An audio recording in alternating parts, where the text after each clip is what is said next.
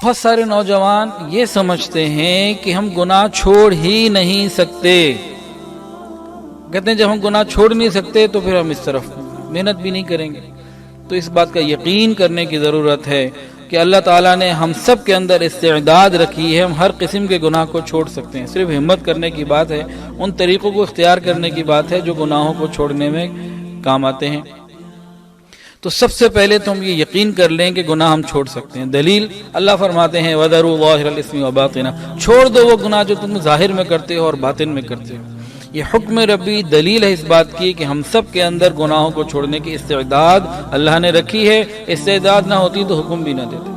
دیکھیں کوئی بھی والد اپنے 5 سال بچے کو نہیں کہتا کہ یہ 2 من کی بوری ہے تم اٹھا لو. کیوں؟ کہ اس کو معلوم ہے اتنا بوجھ اٹھا نہیں سکتا اور وہ شفیق اور مہربان بھی ہے اپنی اولاد کے اوپر. تو اللہ رب العزت تو نہایت شفیق اور مہربان ہیں. وہ کبھی کوئی ایسا حکم کسی کو نہیں دیتے جو انسان پورا نہ کر سکے. تو ہم گناہوں کو چھوڑ سکتے ہیں. پہلے تو اس کا یقین. دوسری بات، گناہوں کو چھوڑنے سے ملے گا کیا؟ التائب حبیب اللہ، گناہوں کو چھوڑنے والا اللہ کا دوست بن جاتا ہے. التائب من الذنب کمن لا ذنب له، گناہوں کو چھوڑ دینے والا ایسا ہے جو گناہ کیا ہی کوئی نہیں. اور ان اولیاءہ الا المتقون، یہ جو متقی لوگ ہوتے ہیں گناہوں کو چھوڑ دینے والے، اللہ تعالیٰ کے خاص تعلق کے لوگ ہوتے ہیں. اللہ تعالیٰ کی طرف سے دوستی کا اعلان 2 طرح کا ہے، ایک ولایت عامہ اور ولایت خاصہ. عامہ کیا ہے؟ وہ تو ہر ایک کو جس نے کلمہ پڑھ لیا اس کے لیے اعلان ہے اللہ ولی الذین آمنوا، اللہ دوست ہے ایمان والوں کے، واللہ ولی المؤمنین. لیکن جو خاص لوگ ہیں ان کا تعلق کیا ہے؟ ان اولیاءہ الا المتقون، یہ اللہ تعالیٰ کے خاص بندے ہیں. یہ چیز کب ملتی ہے؟ جب انسان گناہوں کو چھوڑ دیتا ہے. تو گناہوں کو چھوڑنے کے لیے ایک کام ہم یہ کریں، ارادہ پکا کریں، اس کی فضیلت پہ غور کریں. اور اگلا اسٹیپ یہ ہوگا کہ ہم کوشش کر کے ایک کاغذ پینسل لے لیں اور اپنے گناہوں کو لکھ لیں. جو یہ بات ہے تنہائی کی معاملہ ہے اللہ رب العزت کی ذات کے ساتھ، کسی انسان کا کوئی اس میں تعلق نہیں. ہم اپنے گناہوں کو لکھیں، پھر ارادہ کریں کہ اس کو چھوڑنا ہے.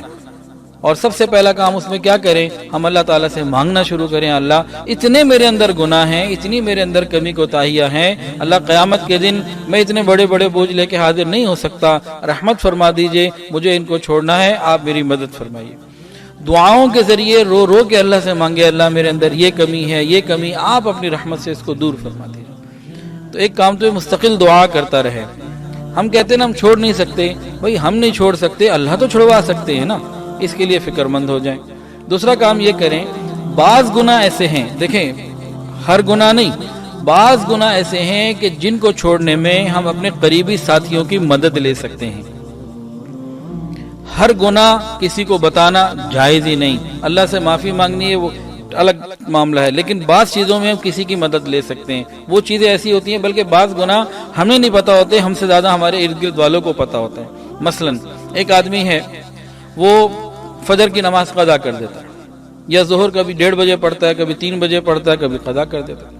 یا اس کی زبان سے کچھ ایسے الفاظ نکلتے ہیں جو سیدھا کسی کے دل کو جا کے لگتے ہیں، یا گالی نکلتی ہے، یا کوئی اور ایسی اس کی بات ہے جو لوگوں کے ساتھ ہے، لوگوں کے علم میں ہے. تو اس میں وہ اپنے کسی خیر خواہ کو، قریبی کو یوں کہہ سکتا ہے کہ بھی دیکھو میری یہ چیز میں اس کو دور کرنا چاہتا ہوں اور میں اس کے لیے فکر مند ہو گیا ہوں، آپ بھی ذرا مجھے مناسب طریقے سے احساس دلاتے رہو، اللہ تعالیٰ رحمت کا معاملہ فرما دیں گے. اور آپ ان کو یہ بھی کہہ سکتے ہیں بعض ایک آدھ قریبی ساتھی کو کہ بھائی میری زبان پہ بھی آپ غور کرنا، اگر کوئی بات ایسی ہے جو واقعی لوگوں کی تکلیف کا ذریعہ بنتی ہے آپ مجھے بتا دو، میں برا نہیں مانوں گا، میں اس کو دور کرنا چاہتا ہوں. یاد رکھیں ایک آدھ اس طرح سے کسی سے مدد لے لینا یہ بہتر ہے بجائے اس کے کہ ہم ان برائیوں کے ساتھ قیامت کے دن اللہ کے سامنے حاضر ہو. اس کو فکر کرنا ہے. تیسری بات اس میں گناہوں کو چھوڑنے کے لیے وہ کیا ہے کہ ہم کوئی گناہ چھوڑنا چاہتے ہیں، ارادہ بھی کر لیا، دعا بھی شروع کر دی، فکر بھی کر لی، لیکن چھوٹ نہیں رہا، ہاتھ سے وہ بات جا نہیں رہی. اب کیا کریں؟ ہم اپنے نفس کو سزا دینے کی کوئی چیز طے کر لیں. مشائخ نے اس کو لکھا ہے بڑی تفصیل کے ساتھ. ہم اپنے نفس کو سزا دیں. مثلا بھئی فجر کی نماز قضا ہو گئی، بھئی کیسے قضا ہو گئی میری نماز؟ ایک تو اس کو قضا لوٹائیں اور اس دن 20 رکعت نفل پڑھیں. یہ نفس کی سزا طے کریں کہ بھی میری نماز قضا ہوئی، مجھے 20 رکعت پڑھنی ہے. یا اس دن روزہ رکھ لیں، یا اس دن کچھ ایسا صدقہ کریں جو دل کے اوپر اثر کرے. کوئی نہ کوئی نفس کو سزا دیں، چند دنوں کے اندر اندر یہ معاملہ ٹھیک ہو جائے گا، اللہ تعالیٰ آسانی کا معاملہ فرما دیں گے۔ تو یہ نفس کو سزا دینا یہ مشائخ نے لکھا ہے، اور یہ قیامت کے دن یا قبر کی سزا سے بہت کم، اس کے لیے ہم فکر مند ہو جائیں۔ ایک اور بات بھی ہے، یہ تیر بہدف ہے، مشائخ نے اس کو بتایا بھی ہے اور اپنے مریدین، متعلقین اور سالکین کو کرواتے رہے ہیں، وہ ہے مراقبہ موت۔ یہ تیر و ہدف ہے۔ اگر ہم گناہ کو چھوڑنا چاہتے ہیں، فکر ہے اللہ کے سامنے پاک صاف کھڑے ہونے کے لیے، تو ہم ہمت اور ارادے کریں، اللہ تعالیٰ رحمت فرمائیں گے۔ مراقبہ موت کیا ہے؟ مراقبہ موت یہ ہے کہ کسی دن کمرے میں لائٹس آف کر دیں، اور پنکھا چل رہا ہو، اے سی چل رہا ہو تو ٹھیک ہے، آنکھیں بند کر لیں، اور یہ سوچیں کہ ملک الموت آ رہے ہیں، اور اب وہ میرے قریب آ گئے اور میرے جسم سے میری روح کو نکال رہے ہیں، رگ رگ سے روح نکال لی جا رہی ہے۔ اب وہ روح نکال کے لے کے چلے گئے، پیچھے گھر والے ہیں، کوئی رو رہا ہے، کوئی اور تیاریوں میں لگا ہوا ہے، اب مجھے نہلایا جا رہا ہے، اب مجھے کفنایا جا رہا ہے، اب مجھے جو ہے وہ گاڑی آ گئی، اب لے کے جا رہے ہیں، اب میرا نماز جنازہ کی تیاریاں ہو رہی ہیں، نماز جنازہ ہو گئی، اس کے بعد کچھ لوگ اور نماز جنازہ میں آئے تھے اور کم رہ گئے، وہ قبرستان میں آ گئے، باقی لوگ گھروں کو چلے گئے۔ قبرستان میں قبر تیار ہے، مجھے قبر میں لٹایا جا رہا ہے، میرے اوپر منو مٹی ڈالی جا رہی ہے، اس کے بعد وہ لوگ بھی جو آئے تھے وہ سارے چلے گئے، اب قبر میں ہوں اور میرے اعمال ہیں۔ اس کو انسان سوچے، پھر جتنی اس نے نیکیاں کی تھیں، یہ سوچے میں نے رمضان میں روزے رکھے تھے، اس کی وجہ سے مجھے یہ برکت آ رہی ہے، یہ جنت کی کھڑکی کھل گئی، جنت کی ہوائیں آ رہی ہیں، یہ ماں باپ کی میں نے خدمت کی تھی، یہ میری تنہائیاں پاک دامنی والی تھی، میں نے بیوی کا خیال رکھا تھا، میں نے فلاں نیکیاں کی تھی۔ اپنی تمام اعمال صالحہ کو سوچتا رہے اور یہ خیال کرے کہ اس کا ثواب، اس کا کریڈٹ اب مجھے قبر میں ملنا شروع ہو گیا۔ پھر قیامت کے دن ہے، قیامت کے دن سوچے اعمال صالحہ کی وجہ سے میں نے صدقہ دیا، خیر خواہی کے معاملے کیے، دین کی محنتیں کی، اللہ نے اپنے عرش کا سایہ عطا فرما دیا، نبی علیہ السلام کی شفاعت عطا فرما دی۔ پل صراط کو سوچے کہ میں تیزی سے گزر رہا ہوں، جنت کے اندر داخلہ اور اس کی نعمتوں کو سوچے۔ اس طرح کا، اس کو مراقبہ موت کا یہ ایک انداز ہے۔ اس کا دوسرا انداز کیا ہے؟